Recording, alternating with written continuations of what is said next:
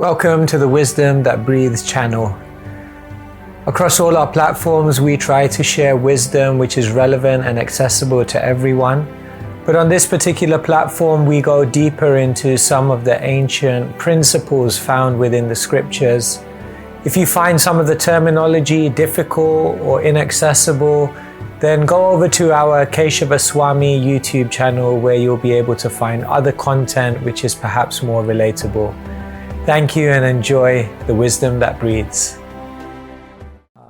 Today I'll speak a little shorter. I'd love to hear what your questions may be. I know we had some questions from the morning, or maybe some new questions that will come up. So in the Bhagavad Gita, it's made up of 700 verses, as all of you know. And every verse is mentioned, Prati Akshare. In every syllable, Prati Shloke, in every verse, so many meanings are there, Nana Arthakai.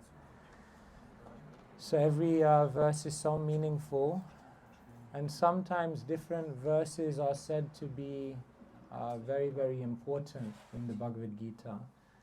So sometimes it's mentioned, the verses of chapter 2 are very, very important, because in those verses, Krishna is telling Arjuna perhaps the most basic and simple truth, that you're a spirit soul and that you have an eternal relationship with God. And this is so simple. Srila Prabhupada said, so simple you may just miss it.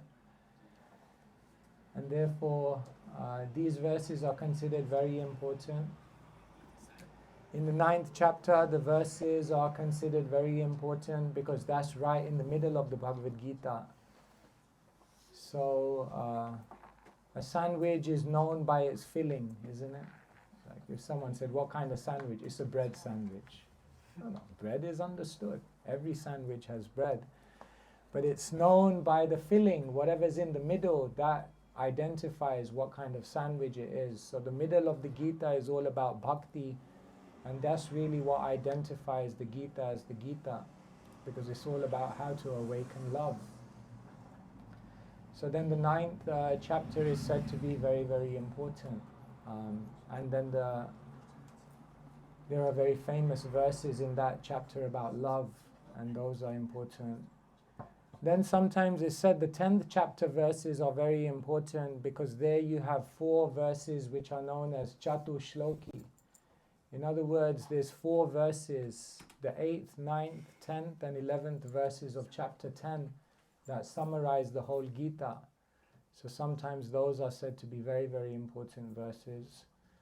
And then right at the end it said sometimes that is the most important verse. Krishna says to Arjuna, just give up everything and surrender to me. So that verse is sometimes very important. One time I asked someone on the street, what's the most important verse of the Gita? And he said, Krishna at the end says, do what you want to do. I said, he does say that. I don't know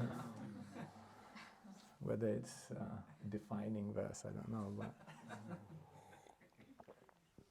however, today I was thinking I could speak about one verse which is actually just as important as all of these. Let me see if you know what this verse might be, and I'll give you a clue. This verse is so important that Vishwanath Chakravarti Thakur, who is a commentator on the Gita, he paraphrases Krishna. And in paraphrasing Krishna, he says, Krishna says that the devotee should go out on the street with drums and kartals and declare this whole verse to the whole world. He says this verse is that important that Krishna himself tells the devotees, I want you to go out in the world and with drums and kartals, get the attention of everyone and tell them this verse. Anyone know what verse I'm talking about? Yes, got it. In the 9th chapter, Krishna recites 2 verses. And these verses are incredibly, incredibly important for us. Because if we ignore this verse, then Krishna consciousness becomes unattainable. But if we misinterpret this verse, then Krishna consciousness also becomes unattainable. Therefore, to understand this verse, but to understand it accurately, can give us incredible hope in our spiritual life, and at the same time we can ensure that we don't misinterpret anything. So do you want to know which verse I'm talking about? So this is chapter 9, text number 30. It's actually 30 and 31, Krishna says, but we'll read 30. So right in the middle of the Gita, this is what Krishna tells Arjuna. You can repeat after me. It's easy, you can do by memory. Apichet suduracharo bhajate mam ananyabha sadureva samantavya samyak vyavasito hisaha apichet suduracharo bhajate mam ananyabha sadureva samantavya samyak vyavasito hisaha apichet suduracharo bhajate mam ananyabha sadureva samantavya samyak vyavasito hisaha. So this verse is so important that Krishna says everyone needs to understand this verse very accurately. Translation. Even if one commits the most abominable action, if he or she is engaged in devotional service, they are to be considered saintly because he is properly situated in his determination. This is very profound. Krishna is saying, even if you do suduracharo, achar means activities, dura achar means bad activities, and sudura achar means put the guy in prison. I mean, really bad activities. Krishna says, apichat, even if suduracharo, you do something which is completely abominable, sadureva, you can still be considered saintly if samyak vyavasito hisaha, you are focused on trying to develop purity. Are you happy this verse is in the Gita? Yes. Thank you. Join the club. This is a very long purport. I'm just going to read part of it and then we may return to some other aspects of it. A person situated in Krishna consciousness and who is engaged with determination in the process of chanting Hare Krishna, Krishna Krishna, Hare Hare, Hare Rama, Rama Rama, Hare Hare, should be considered to be in the transcendental position. Even if by chance or accident he is found to have fallen. The words sadureva, he is saintly, are very emphatic. They are a warning to the non-devotee that because of an accidental fall down, a devotee should not be derided. He should still be considered saintly even if he has accidentally fallen down. The word mantavya is still more emphatic. If one does not follow this rule and derides a devotee for his accidental fall down, then one is disobeying the order of the Supreme Lord. The only qualification of a devotee is to be unflinchingly and exclusively engaged in devotional service. Srila Prabhupada ki Jai. Krishna doesn't see how far you are from perfection. Krishna also sees how far you've come from where you were. Krishna isn't simply looking for perfection, but Krishna is very, very happy when he sees progress in the devotee. Krishna doesn't just judge you by where you are at the moment in your devotional life, but Krishna judges you by where you could be if you continue on in the process. And therefore, of all the qualities of Krishna, the acharyas in some versions mention that Krishna's quality of compassion, or what we call Bhakta Vatsalya. Bhakta Vatsalya means kindness to his devotees. They say this is one of Krishna's crest jewel of his qualities. So Krishna is very, very kind. Krishna knows the human condition, and Krishna knows that we make mistakes. In our life, we make mistakes. And then these mistakes, they can haunt us. These mistakes, we carry them with us. And these mistakes sometimes break away all of our confidence. And sometimes when we make a mistake, we think this is the end of the story. And even if we continue on, in our hearts, we feel, I don't think I'll ever be able to reach the goal because I made the mistake. Here Krishna is saying a mistake doesn't disqualify you from pure devotional service. If you ignore this verse, then Krishna consciousness becomes unattainable, because everyone makes mistakes. There's not a person in this world that doesn't make mistakes. It's part of the wiring to some extent. They say to err is human, and they say in the English language. And we know that the conditioned soul has 4 defects. And one of those defects are to make mistakes. So if you ignore this verse, then Krishna consciousness becomes unattainable.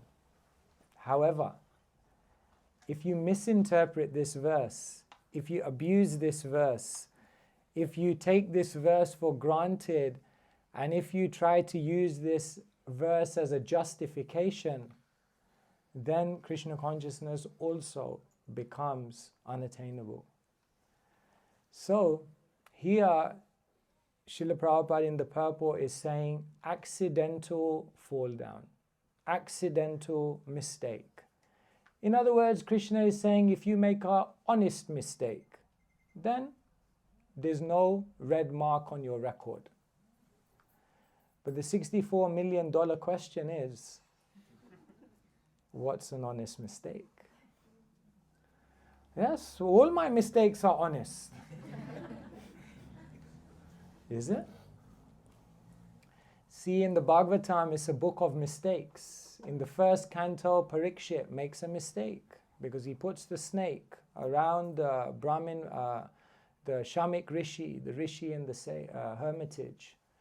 In the second canto, Brahmaji makes a mistake. I mean, this is Brahma, created 14 planetary systems. Remember? Bhumandala. You remember all of those ones? That was Brahma, the one with 4 heads, the one whose body is made entirely of intelligence, and the one, Tene Brahma Hridaya Adikavaye, the one who was instructed by Krishna from within his heart. That Brahma made a mistake. I won't go into the details now, that you can see for yourself. In the 4th canto, Dhruva made a mistake. Even after seeing the Lord and fulfilling all his desires, again he became overcome by anger. In the 5th canto, Bharat made a mistake. He was there, on the edge of prema, and then he got attached to a deer. Boom, all the way down again. I don't know if when you were kids you played snakes and ladders, but it was one of those. You're on square number 99, boom, all the way down. In the 6th canto, who made a mistake? Ajamil. Ajamil was a good guy, but in the forest he saw something he shouldn't, became overcome by lust, made a mistake. Dear friends, Bhagavatam is a book of mistakes. But more than that, it's a book of recovery from mistakes. And here Krishna is saying, this is the proof. I don't write you off if you made a mistake, but it has to be an honest mistake. So now let me share with you a few ideas that came to my mind about what constitutes an honest mistake. Maybe in your life you've made a mistake, is it? No? I want you now to think of one mistake that you've made recently. Okay? Now I'm going to share with you 5 or 6 points about what constitutes an honest mistake. And then you can see whether your mistake is honest. If it's honest, then Krishna says you're still a saintly person.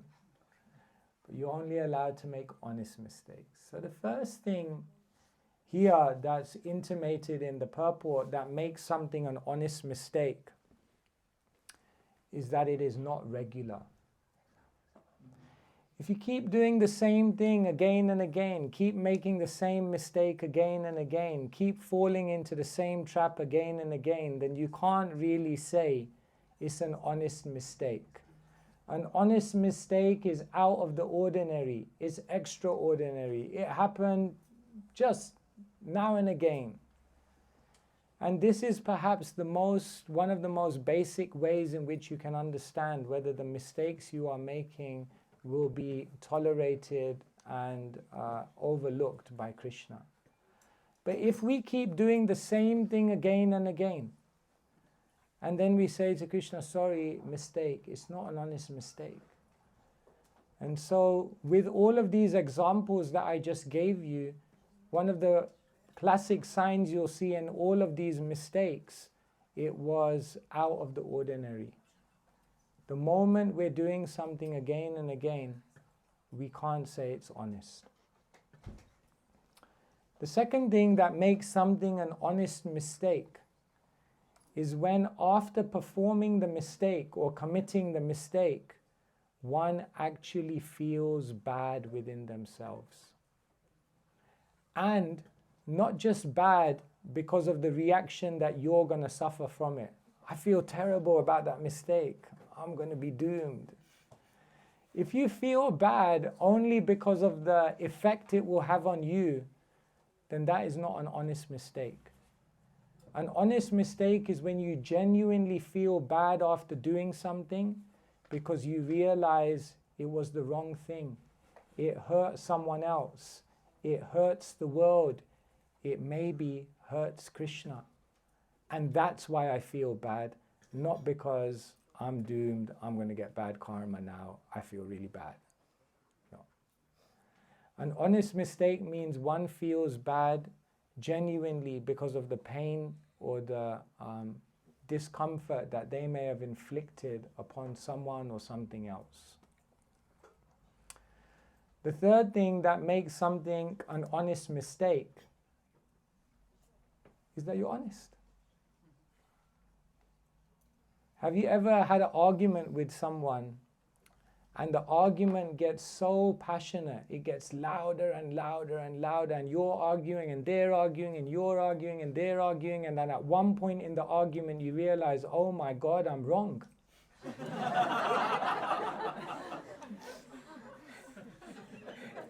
But now it's like intense argument. And then you realize, oh my God, I'm wrong.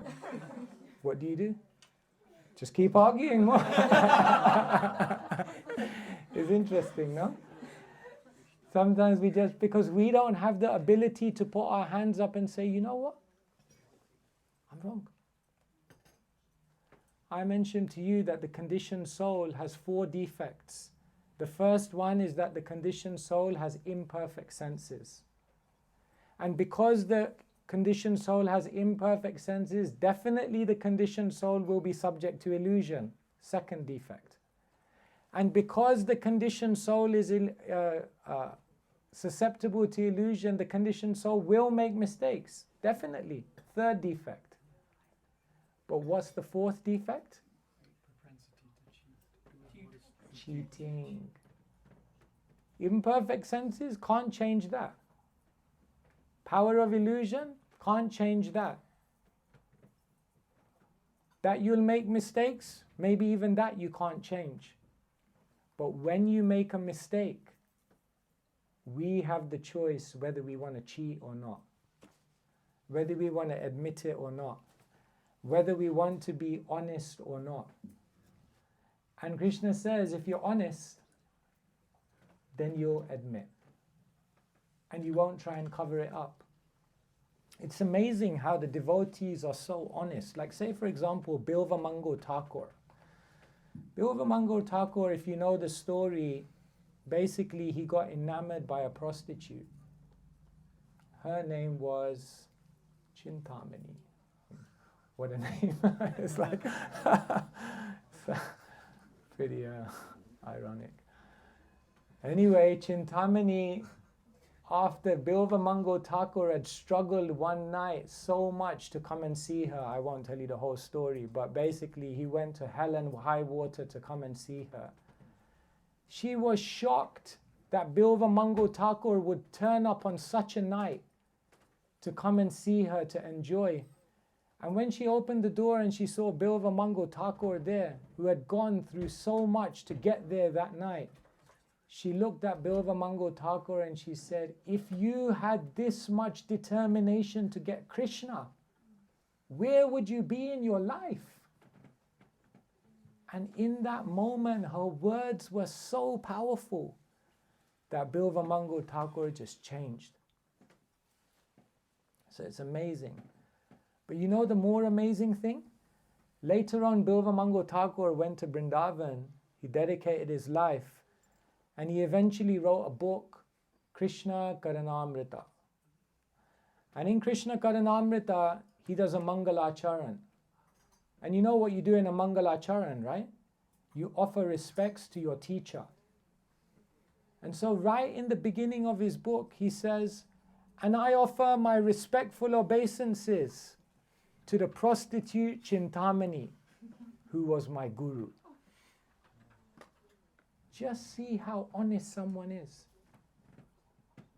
Normally when someone does something wrong in this world, it's like cover it up, cover it up. Bilvamangal Thakur just comes out to the world and says, I was going to a prostitute. I mean, generally in the beginning of a book or a beginning of a lecture, when you introduce the speaker, you want to inspire confidence in the people, you know. Welcome, today we have Keshava Swami in Berlin and his guru was a prostitute. You know, it's like, should I really be hearing from this guy? Generally, you wouldn't be so open about something. But Bilvamangal Thakur is a blank slate. So honest. This is who I am. That means Krishna sees that quality.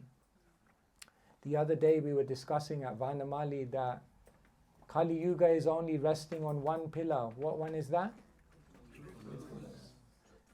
And we explained that truthfulness in the sense that Shastra is there, but another way you can see that Kali Yuga is resting on truthfulness is that everyone may lose all bad qualities, may lose all good qualities. But if you're truthful, you can earn all of those good qualities back. But the moment you lose your truthfulness, then it's the final nail in the coffin. Therefore, there cannot be any purity without honesty. And therefore, we can say the third way in which to understand that something is an honest mistake is if someone admits it. Without trying to cover it up, without trying to justify it, without trying to defend themselves in some way. No, I made a mistake. That was bad. Here in the purport, Srila Prabhupada is saying another way you can understand something is an honest mistake. Is what are you doing in the rest of your life outside of that mistake?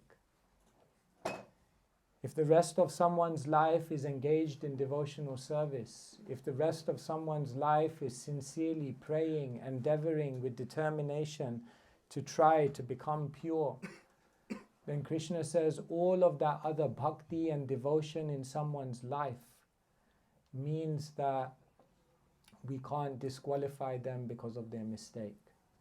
Because that mistake is just like a black spot on a beautiful moon. And so, if in the other aspects of one's life, one is endeavoring for purity and living with purity, then even if there's some aspect where they fall short, then samyak vyavasito hi saha, Krishna says, is not considered a disqualification.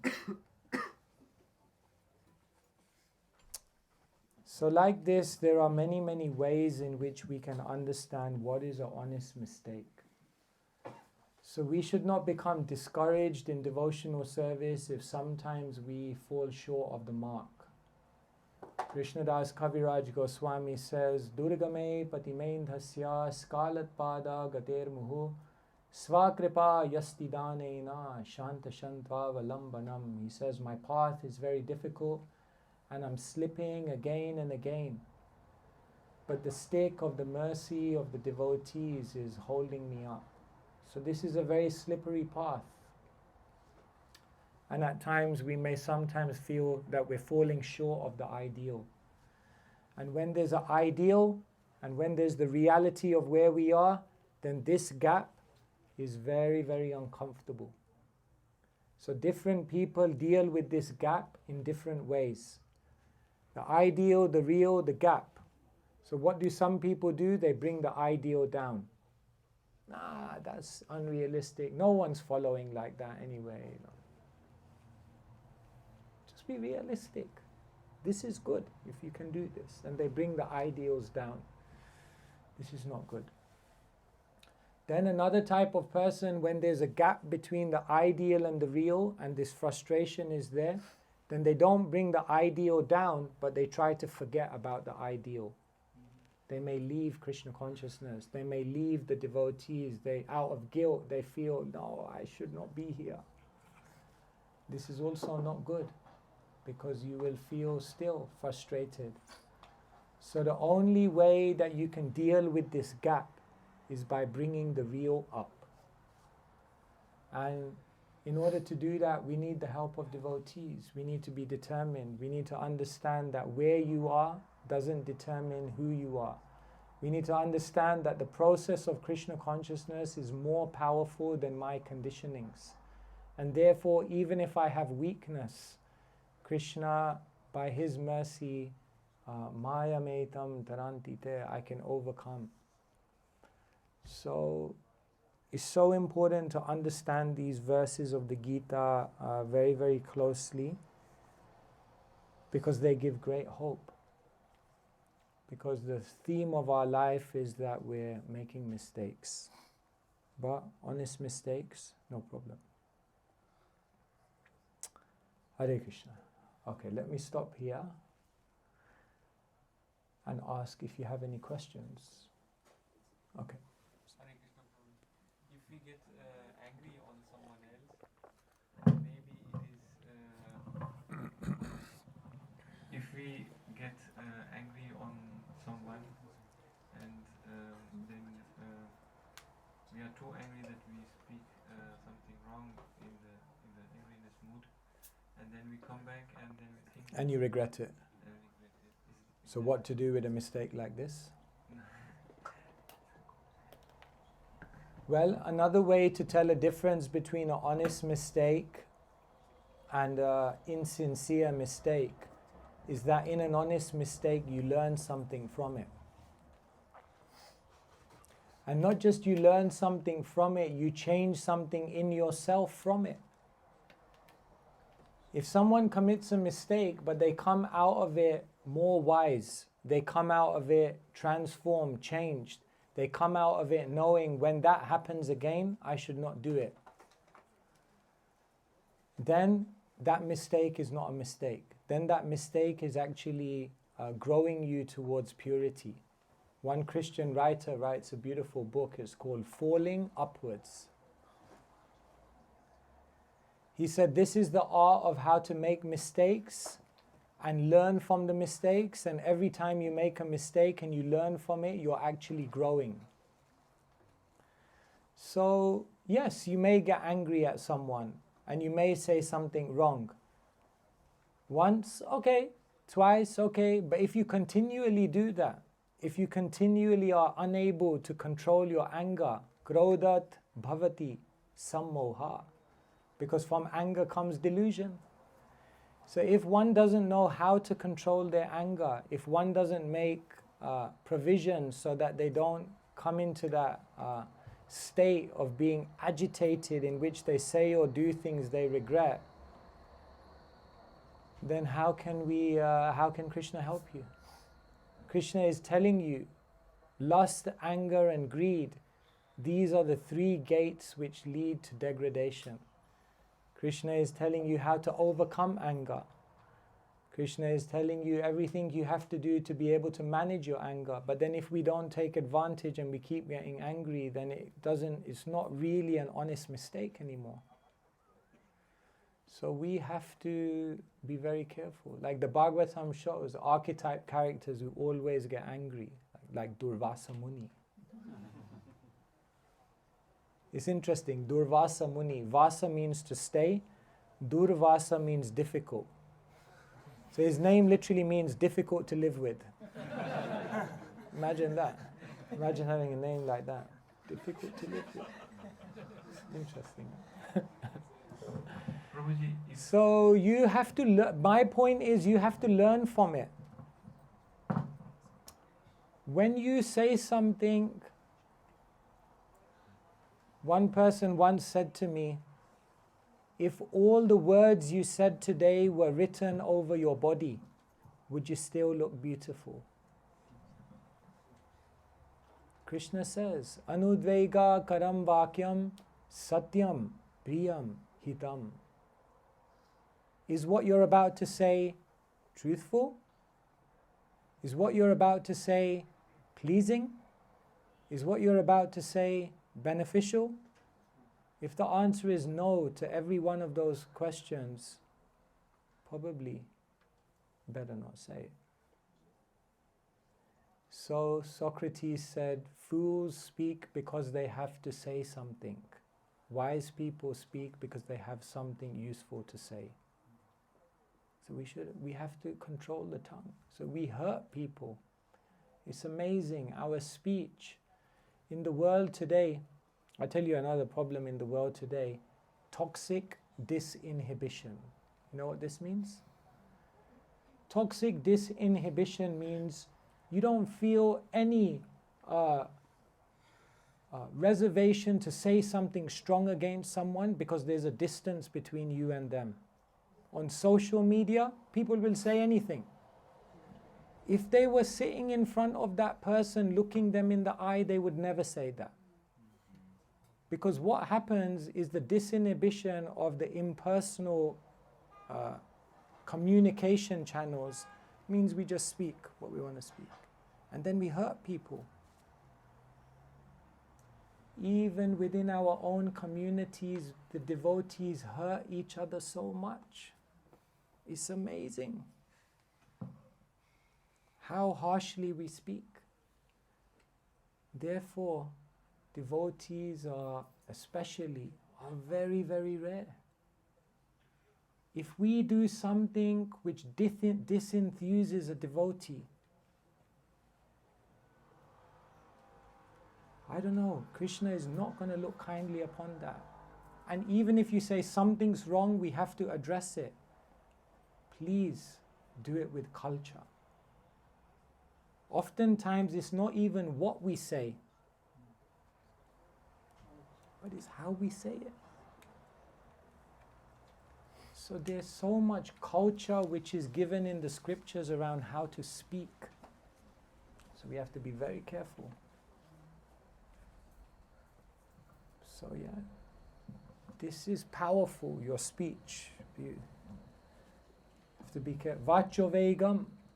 The very first thing Sri Rupa says, Vacho Vegam.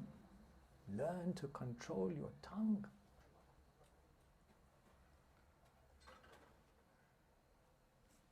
Maharaj, sometimes it's thoughts.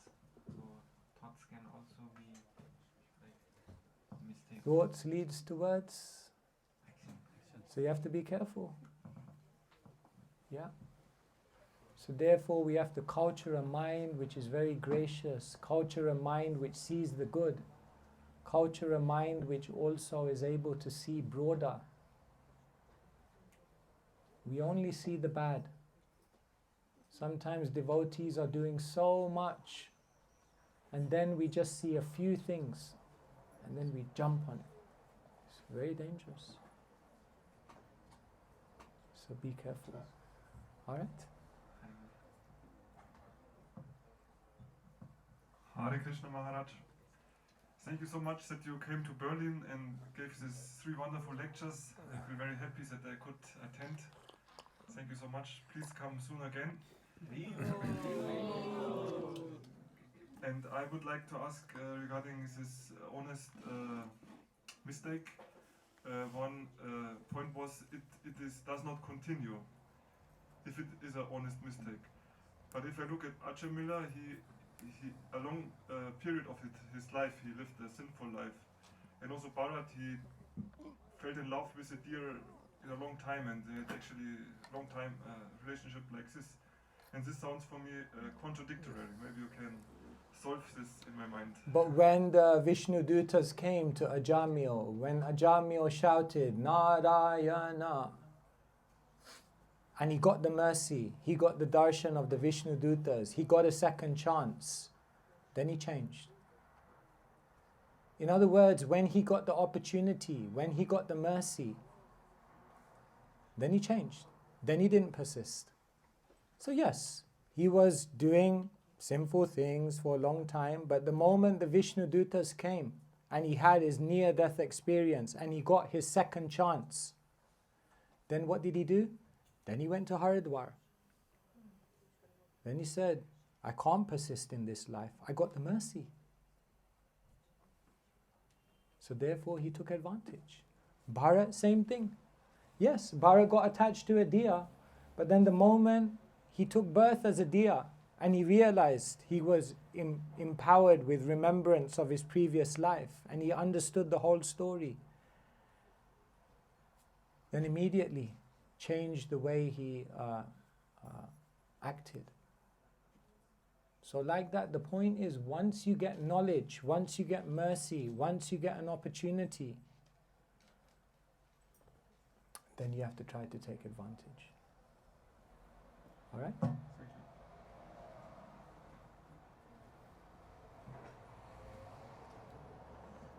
Hare Krishna. So my observation is a little bit when we grow older, then we lose maybe the ability to be so sensitive after we commit mistakes. Maybe we can't generalize that. Maybe it's from individual to individual different. But how can we, increase the sensibility after we mistakes happen to us or we made a mistake? Actually, if you're advancing in devotional service appropriately, the heart should become softer. Yeah. And if the heart is becoming softer, then you will become more sensitive. When Sanatan Goswami, was it Sanatan or Rupa Goswami, accidentally laughed at that sage? It was Rupa Goswami, he accidentally laughed at that sage. He wasn't laughing at him, he was laughing at something in his meditation. So he didn't even see the sage, he was in meditation, he couldn't understand, but immediately he lost some taste. His meditation broke. Immediately he was so sensitive, I must have offended someone. That's how sensitive he was. One time Srila Prabhupada was in a class and someone just started shouting at him. And later on Prabhupada said to the devotees, I must have done something to him in my previous life. Sensitive. So actually, if we're becoming actual devotees, then the heart must become more sensitive. But if we are materialistic devotees, for example, how is a materialistic devotee described in Bhagavatam? Archayam eva haraye pujam ya shradaye hate natad bhakteshu chanyeshu sa bhakta prakrita smrita.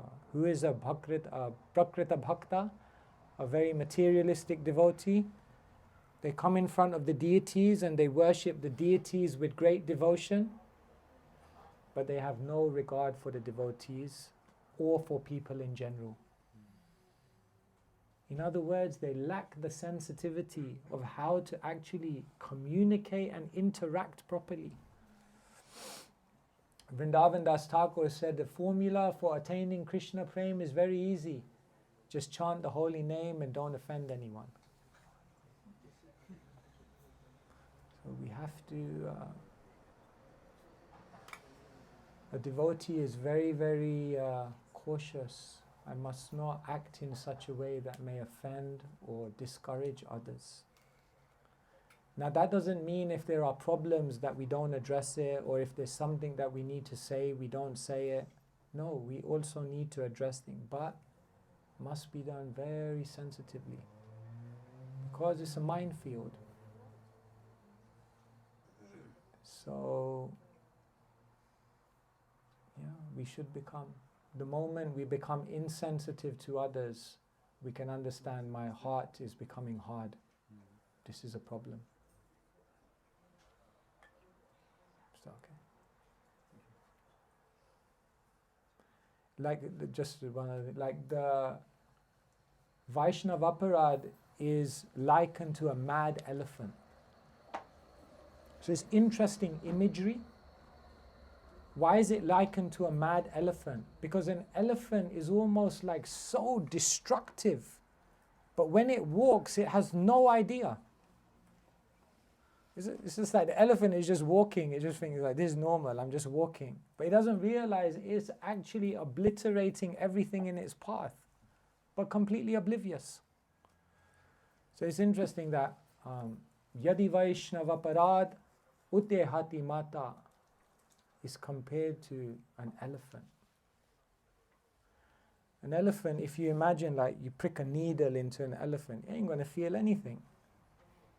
Because it's so like, just so not sensitive.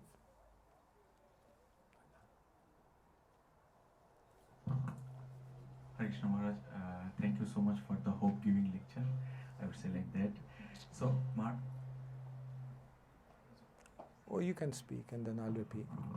Yes, Maharaj, I think I can speak loudly. So, Maharaj, my question would be, if we have done some, like I'm speaking about myself, if I have done some mistakes in in the past, and still I carry those burden on my shoulder, and I cannot address those also, like Billavangala Thakur, how he did it, like how he came up and he opened the things up. So how can I get rid of those kind of burdens from my shoulder, Maharaj? So you're saying you have some negative, you have some mistake that you made and it's still... Like I feel like I still carry those it with you. burden. If it's a person or if it's a situation that you can rectify, then the first thing is you should try to speak to that person or rectify the situation. Step number one. If something has been done which is wrong, try to rectify it, number one. Now, after you've tried to rectify it, maybe it will work, maybe it won't work, but you've done everything you can. So then what do you do after that? Then you simply have to, number two, ask yourself, what did I learn from this? How can I improve from this? If you make a mistake, but you take a genuine lesson of how to improve from that mistake, then it becomes easier to digest your mistake because at least something good came from it. So the second thing is that, what did I learn and what have I changed because of that? And then after you've done those two things, the only last thing you can do is pray to the holy name of Krishna. Aparada sahasrani kriyante harnisham maya dashoham iti mammatva kshamashva madhusudana. We pray these prayers of forgiveness. Aparada sahasrani, I've committed so many offenses. Kriyante harnisham maya, from the rising of the sun to the setting of the sun, I have the propensity to be offensive. Dashoham iti mammatva, Krishna, please consider me your servant. Kshamashva, and please forgive me. That's what we can do. Great devotees are always like that. So yeah, we must be in a prayerful mood. And then after that, read Bhagavad Gita 9:30. And remember, Krishna is still smiling on you. So, if Krishna smiles on me, his power is greater than my maya. And so, by his mercy, I have hope. And then final thing, Sri Chaitanya Mahaprabhu is very kind. So, his history shows that he can turn around even the most sinful characters. Thank you so much, Maharaj, for again giving hope. Yes. Probably regarding the verses of Bhagavad Gita, I also say sometimes this verse is very important for me. Then I also think honestly mistake. The other mistakes are not so important, other verses. So sometimes I can feel all the verses are very important. I recall my thoughts again. They never said this verse is very important. Other verses are not so important. So theoretically all the verses are very, very important in Bhagavad Gita. And somebody told also ISKCON devotee, we have 700 puzzles of Bhagavad Gita. If we assemble all the verses in a proper manner, then we get a full picture of Krishna. And each verse has definite place in that picture. And if I take only one verse, I can't say this picture, I can't describe the picture. Just like in our schools.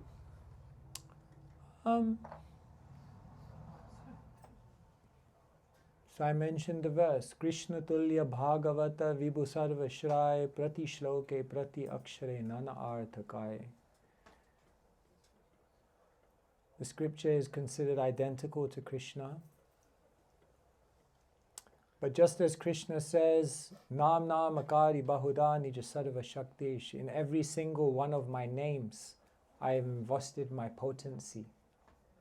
So one name of Krishna is enough. Eka Krishna Nama Kara Sarva Papa Kshoy. One name of Krishna is enough, if you chant it with love. So similarly, one verse is enough. If you understand it deeply, it's enough. Because Krishna makes himself accessible through every verse of the Gita. So I think I would basically agree with you. Every verse of the Gita we can say is the most important, and every verse can give so many meanings. But the only caveat I would add is that one verse is enough. Like, that's what Krishna basically says to Arjuna at the end. Sarva dharman parityaja. Krishna says, actually, you can forget everything I've told you. Everything. Just surrender to me. That's enough. If you can come to that, but the problem is we can't come to that point. Therefore, we have to read all the other verses. Otherwise, it's easy. Therefore, Prabhupada said, simple for the simple. But we are not simple. Therefore, we need so many arguments, so many perspectives, so many classes. But one verse is enough. What to speak of one verse? When Chaitanya Mahaprabhu went to South India, there was one Brahmana, and he was holding the Gita, and everyone was around him laughing. So Mahaprabhu came to him and said, why are they laughing at you? He said, because my spiritual master told me to read Gita, but I'm illiterate. So I can't read it. So they're laughing at me. And Mahaprabhu looked at him and he said, but I see that there's tears in your eyes. And he said, yes, I can't read Gita, but when I see on the cover that Krishna has become the charioteer of his devotee, I just see the picture. And I see that Krishna, who is the Param Brahma, has become a lowly charioteer of his devotee. When I see how much love Krishna has for his devotee, it brings tears to my eyes. And Mahaprabhu said, you've understood Gita more than any of those guys. So what to speak of one shloka, even one picture is enough, if you understand it in depth. So the Gita is powerful. It's like that. All right? Thank you. Hare Krishna Maharaj. Thank you very much for your valuable instructions. I would like to ask regarding anger about oneself. Also, if we have this sincere attitude or intention to follow Krishna's plan, to surrender to what Krishna wants, but again and again, in my case, there are situations where I feel afterwards Krishna's plan was different, or my behavior was not like this, and because I was not able to control the senses or the mind. How do we deal with this and self-criticism and anger about oneself, and what is your understanding of Progress, Krishna's not attitude? perfection. We should be improving. In some way, from every experience, we have to improve. Even if it means we don't immediately change our actions, but something must change within us, or something that we're trying to become what we want to be, something has to change in our life. Then that's sincerity. So for example, if someone makes a mistake, but then they come out of that mistake and they say, let me change this thing in my life to make sure I don't make that mistake again. And then they change that one thing, but they make the mistake again. But Krishna still sees, no, they were sincere. At least they tried something new. And then next time you make a mistake, you try something else. How can I be better? Always trying to be better. Always trying to get there. Always trying to learn, how can I live in a better way? Then even if your activities are still not perfect, because Krishna sees that you're trying, then Krishna will be kind. But the moment we stop trying, the moment we say, I am who I am, I'll never be able to change, what to do? Then no. So every soul is amazing, every soul is pure.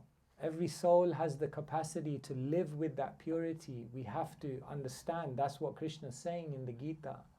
Nitya Siddha Krishna Prem. You have love for Krishna in your heart. You don't need to get it from anywhere, you have it. It's just about how now can you unlock that potency. And you have to try everything you can.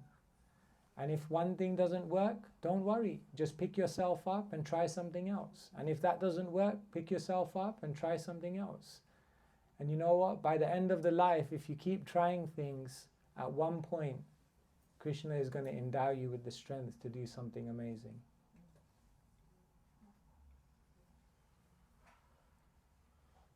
So it's like that. You have to never lose hope and never become resigned to your conditioning. Just keep trying. Thank you very much. Hare Krishna Maharaj, thank you so much for your wonderful class. I think we all will be eagerly waiting for your next visit over here. I have one question, Maharaj. In the previous class we were looking into the whole Vedic cosmology over there. And there Oh, we're going back there.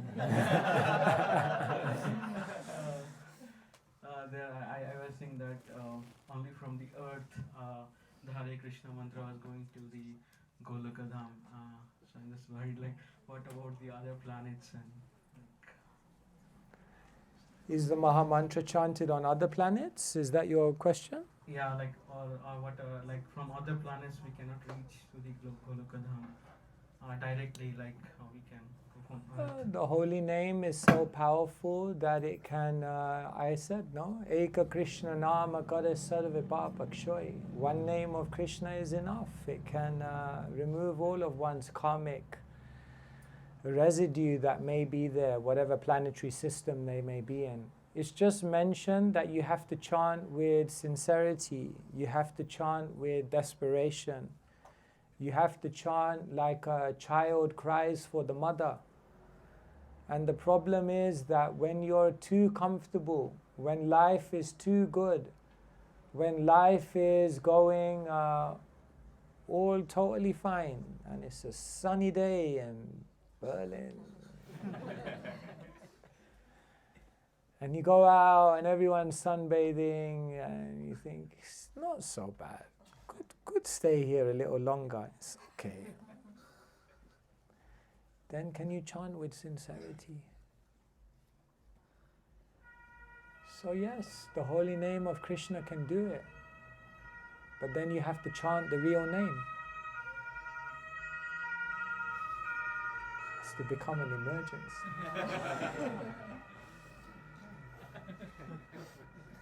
Isn't it? So what is it going to take to just chant and put your hands up and say, Krishna, I don't want anything to do with this world anymore.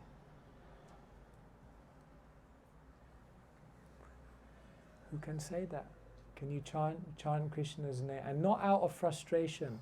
Oh, nothing worked out. But then tomorrow if it works out, it's like, okay, no, I'll take it all back. I'll stay here. Not out of frustration, to say, Krishna, I'm only here if you want me to do service, otherwise I have no reason to be here. No need to be here. I have no plans, no dreams, no desires of my own. Of course, for your service I can do anything. Otherwise, it's empty. It's just full of police, this place. There's nothing else here. Just people committing crimes. Takes a lot, no? It's not easy just to say, I got no more agendas here. We like Krishna. Of course. Who would not like Jagannath? Of course. You like very much. We all like. But to love is something different. Like, everyone likes. But to love means nothing else has space in my heart anymore. Nothing else is in my heart. Everything I'll do, but in my heart there's nothing else. That is reserved space. So to come there one day, this is what it means to be a kinchana. Kinchan means something. A kinchan means a kinchana bhakta. He comes here now sometimes, a kinchana Krishna. A kinchana bhakta means nothing else. There's nothing else in my life. As Prabhupada said at the end of his life, kuch ichha nahi. No more desires. I want a house by the sea, color TV, MP3. No. So yes, anything's possible, but it depends on our attitude. Thank you, Maharaj, so much. One last question, sorry, Prabhuji. Look like you're surrendering there completely. Surrender. Sorry, Maharaj. I said it probably. Sorry, Maharaj. Maharaj, how to deal with highly negative and cursing people? Like sometimes they are around and it's impossible to control.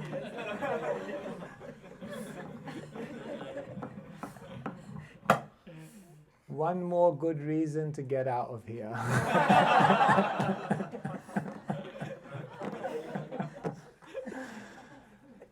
What to do? Krishna knows everyone in our life is there for a reason. After some, I don't want to say I've realized this, but as time goes by, it becomes more clear to me. Let me say like that. Every single person in your life is strategically placed there for a reason. The encouraging ones, the annoying ones, the critical ones, everyone is there. It's perfect. It's all perfect. So if we're going to chant, then we have to chant without the mood that we are the enjoyer and that we are not the enjoyer and that we're not the controller. And sometimes Krishna sends either situations or people who help us realize you're not the enjoyer, you're not the controller. And then they help us to realize that. Well, okay, thank you. Thank you for reminding me. Maharaj, follow-up question. Sure, just tell me when we should start. 3 o'clock. Okay. Yes, okay. So how, if everyone is meant to be in our life, then how can we avoid annoying or wrong people around us? They're meant to be there in your life. That doesn't mean that you have to let them into your heart. You decide who to let into your heart. Why do you let the negative, critical, abusive people into the innermost chambers of your heart? Why? Why do you let them affect you so much? Now you've given them entrance where they didn't have entrance. You opened the door. When those people are there, you respect them, you see them from a distance, and you say, they're teaching me something, but I don't need to open my heart to them. I will open the heart to the devotees who love me, who know me, and who can help me. So yes, everyone is there, and everyone we can learn from. That doesn't mean everyone you have to let into the... And that's what we do. We let people hurt us. Right? Bhaktisiddhanta Saraswati Thakur said, know that nobody can hurt you unless you hurt yourself. No, they're hurting me. Of course, there are people who are very negative, but you always have the final power. All right? Thank you.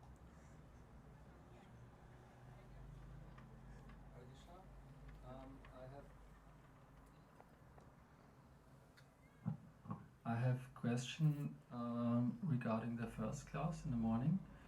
So we saw the Bharatvarsha on this disc. Maybe more simple. Bhumandala.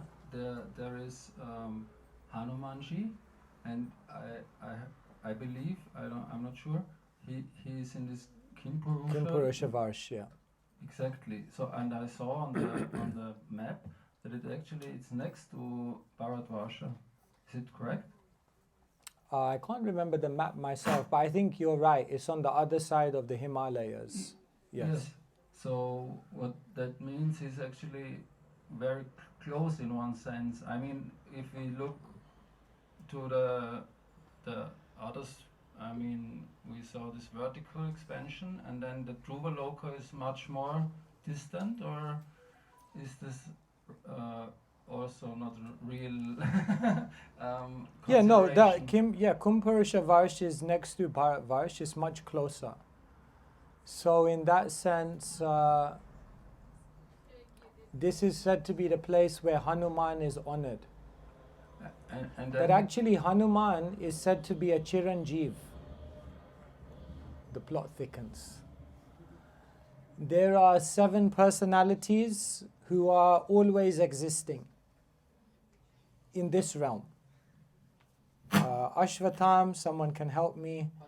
Parashuram, Vyasadev, Hanuman, Jamavan, Bali Maharaj, okay, like that, 7. So it's said that Hanuman is still existing within the Himalayas today. And then the second or further question, so if we don't make it to Goloka, this when we change our body, so then the question is, if we come back in the material world, so is it then that it is described when we are in the womb of a particular mother, then we have to suffer very much actually. So, and is this suffering only when you come on the Earth planet, or is it in every planet, like in every system you will be born into, or could we understand these systems differently? I mean, As in the process of pregnancy and being in the womb, is it the same in every universe? Not the universe, but in every planetary the system? planetary systems in the universes. I haven't read anything on that about whether, there's 9 months of pregnancy or whatever in like Svarga or something. I guess time is relative and there would be something slightly different there. So I've not read about how conception and everything takes place there. So I don't have a direct reference on that. But yes, actually it's mentioned that in the Gita, Krishna says that if you fall after, if you've practiced spirituality for a short amount of time, then what happens is you go to the heavens, you enjoy, and then you come back to the earthly planet, and from the earthly planet you have another opportunity to get out again. Actually, Srila Prabhupada said most of my disciples will go to the heavenly planets. Prabhupada said that. But the Bhagavad Gita says that if you practice for a long time, if you practice very seriously, then the Gita says then you don't go to the heavenly planets. Then what happens is you come back to the earthly planets and you take birth in a family of transcendentalists. That's actually a better birth than going up there and then coming back down. But in terms of the actual process of whether you have to go through, I'm sure there must be something, but I have not read a specific reference on that. Okay, thank you. And lastly, when even in the earth, like everyone has his like bubble, we can say bubble. Like I live in my bubble, you live in your bubble. So, and because of our bubbles, we will get very, very specific ideas how everything works and how it is, and we get our own experiences basically. So, but of course, you could also make experiences like very bad experiences. Like sometimes the people when they're in a war zone, or when they are when there is a certain situation that there's a kidnapping and the person is tortured for many years or something like this. So then they say it's like hell.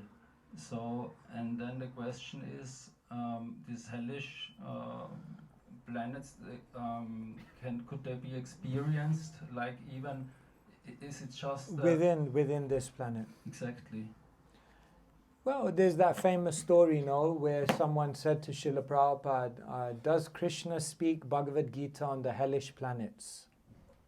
A London reporter asked Prabhupada, or someone in London. And Prabhupada looked back and said, London is hell.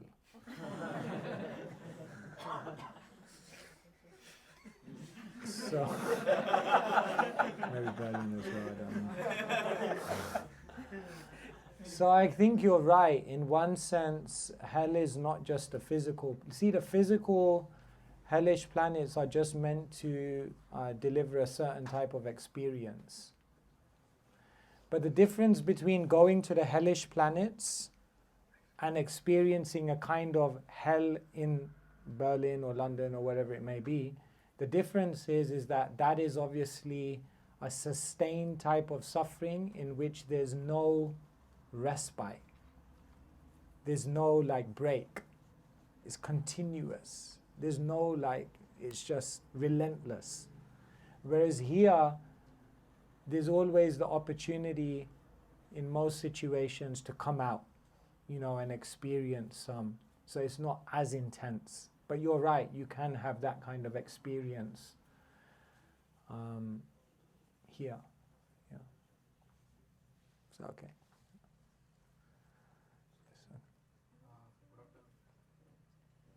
Good afternoon. So my name is Parikshit. Okay, good name. He's the examiner. Yeah, I don't know I can share this or not. I have talked with other Prabhujis also regarding this. So I usually get dreams of God. So Dreams of God. yeah. So recently, even Puri Jagannath ji also came into my dream.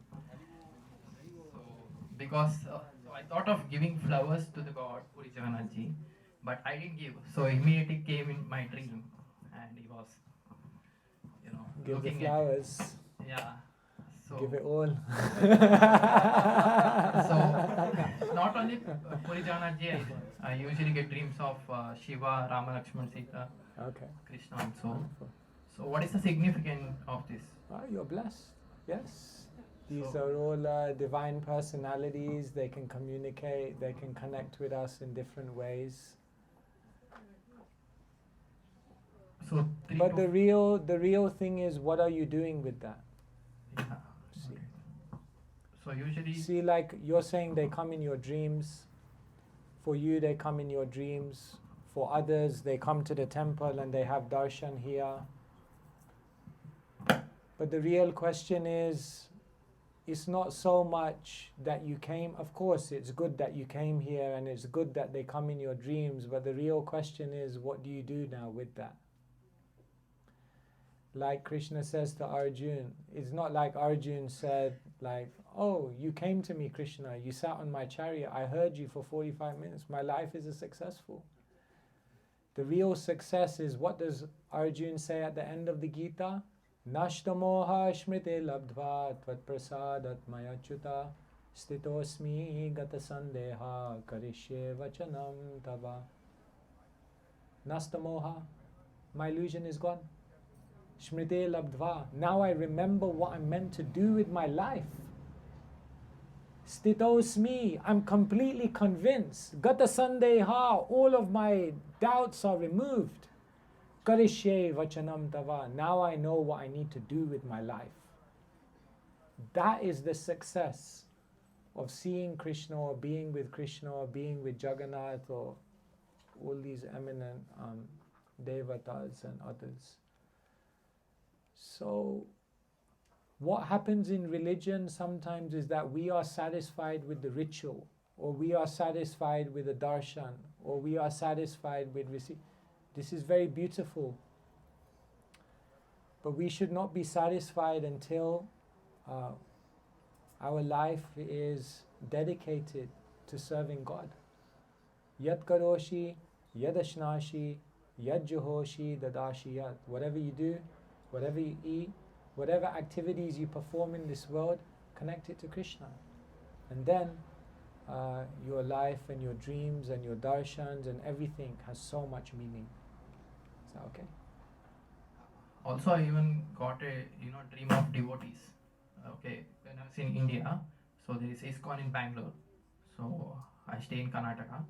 So I got a dream where all the devotees were chanting Hare Krishna in metro. Metro was going flyover. So I was standing, opposite to temple and watching the temple. Inside the metro, all the devotees were chanting Right. Hare Krishna, Hare Krishna, Hare Krishna. So Parikshit, the devotees will follow you everywhere.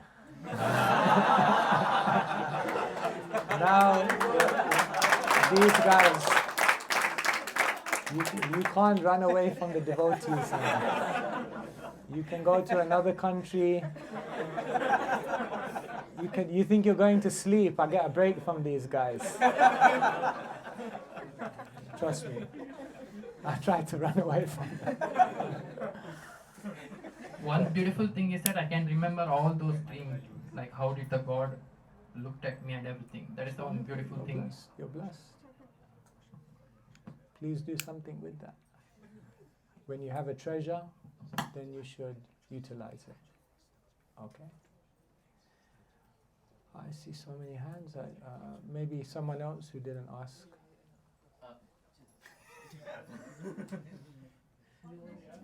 But at the back, I think there's two ladies that are going to ask. One question.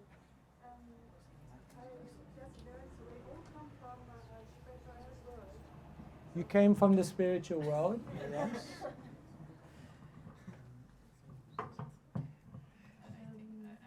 So we just want to try in this life To go back. enjoy. No, Oh. yeah, later. Later. Yeah, the things, the curious. And sometimes, if we are lucky, we remember Krishna and doing some service. We are like a servant for Krishna. But you sometimes here, if you're doing continually, you'll go back to Krishna. Krishna, to Goloka, Vrindavan. But I feel it's like a circles. You go back, perhaps the yoga maya is so strong, you forgot again, you fall down. So we go back, but then what happens if we come back again? No, therefore Krishna says, Natad bhashayate shuryo na shashanko napavaka yadgatva na nivartante tadhama paramam mama. Krishna says that yadgatva, once you go back to the spiritual world, na nivartante, then you don't come back again. In English they have a saying, once bitten, twice shy. Which means once you've experienced the material world and the misery of everything here, you will not come back here unless you have a special service for Krishna. So it's kind of, that's what Krishna says, that you generally don't come back. Some may come back because they're on a special mission. So generally, yeah, you won't. You'll be fine. Thank you. Yes, at the back. So, Prabhuji, this is my second week in Germany. Okay, wonderful. And, Welcome. my Naam Jap has just stopped. I don't know the reason for that. If you use it, then everyone can hear. I don't know the reason for that. Your naam, your name, chanting of the holy name has gone down. Yeah. And since the second time I went to Vrindavan Dham, my Naam Jap is not really good. And I don't know what's the reason for that. We are in a stage called Anishtita Bhakti. Nishta means steady. Okay. Anishtita means unsteady. Therefore, our bhakti is in a very unsteady state at the moment. We wake up, some days we're enthusiastic, some days we're not. Some days we feel everything makes sense, other days we feel nothing makes sense. Some days we wake up, we're thinking, why am I here in Berlin? Other days we wake up, we think it's wonderful here, why do I ever want to go back to India? We're very confused because we are in anishtita. And why are we anishtita? Because our mind is chanchala. Chanchalam himana Krishna. Very unsteady, the mind. So it takes time. It takes time to bring the mind under control. It takes time to bring our senses, our intelligence, to make it focused. Therefore, when it comes to Naam, we chant even when we don't feel like it.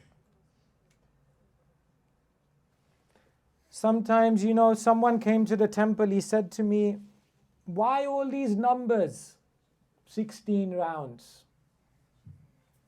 He said, all my life people were giving me numbers. When I was a kid, they told me, we want this number in the exam. When I went to work and I got a job, they told me, we want this number on the profit sheet. When I got married, my wife told me, I want this number. So he said, now I come to the temple, no numbers. I don't want any numbers here. I come to the temple, I will chant from my heart. Don't give me a number. And then he said to me, where does Krishna say 16 rounds? Where does Krishna say 16 rounds? So I opened the 9th chapter. I said, Krishna says, Satatam Kirtayanto Mam, 24 hours rounds. He said, 24 hours? Okay, I'll do 16. I'll do 16.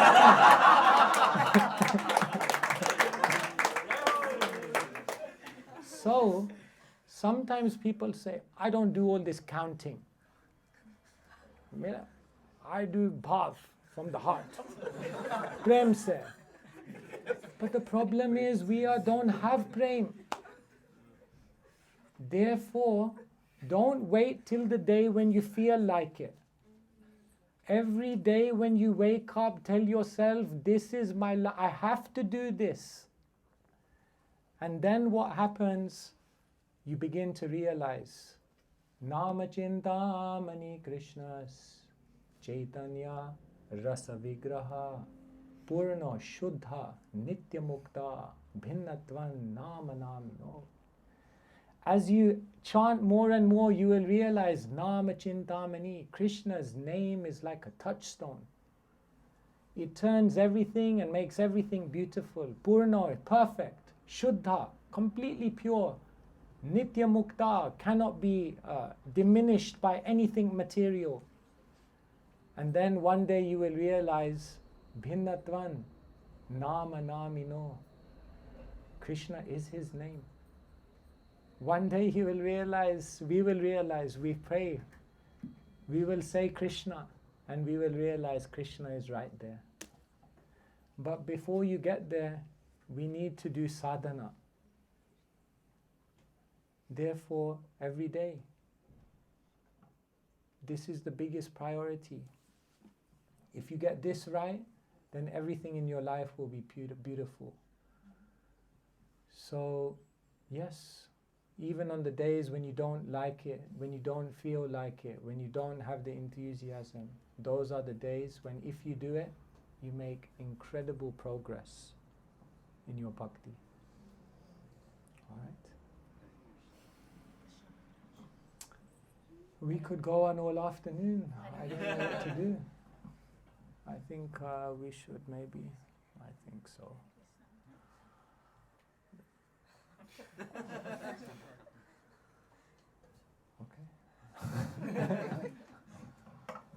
Hare Krishna Maharaj.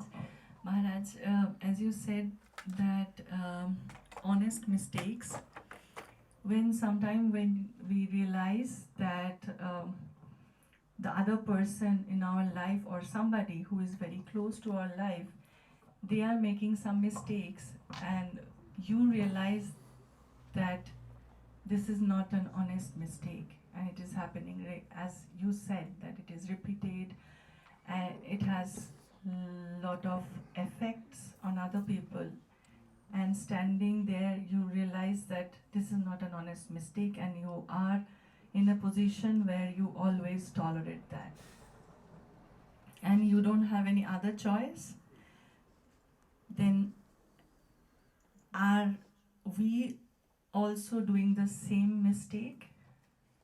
Because you're seeing their mistake? Seeing the mistake and tolerating the mistake, See, or not trying to, maybe trying to resolve the mistake, but somehow you're not be able to do it in various ways. Then how to go about it? One of the biggest illusions in life is we think we can change people. If there's one sure way to give yourself a headache and nervous breakdown, try to change people. All you can do is give advice. All you can do is give a good example. All you can do is give love, encouragement, inspiration. And then all you can do is what Krishna does to Arjuna. who steps back and says, Yata Ichha Tatha Kuru. Now you do what you want to do. Even the greatest acharyas, sometimes their own children didn't necessarily take to the spiritual path. What to speak of us? So everyone has free will. Where there's a will, there's a relative.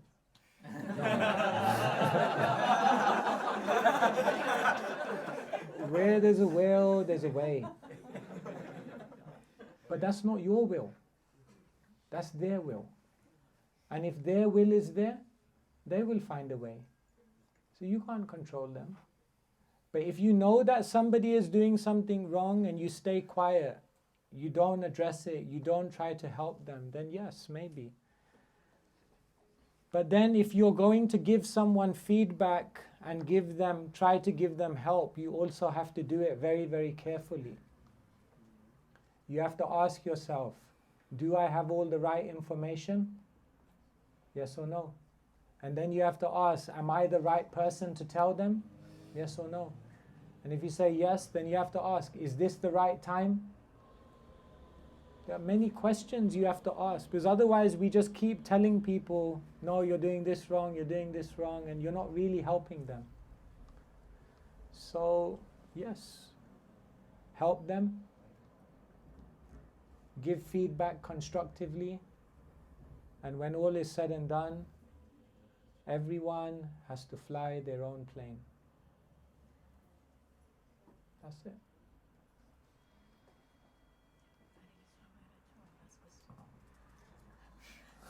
Okay. Maharaj, I think we should We stop have now. to, yeah. What to do? I can't. Regarding flying I planes, won't is be it- flying my own plane today. I can't fly my own plane today. I need to get on the plane. Thank you so much, everyone. Always a pleasure to be with you. Thank you for your participation and your tolerance.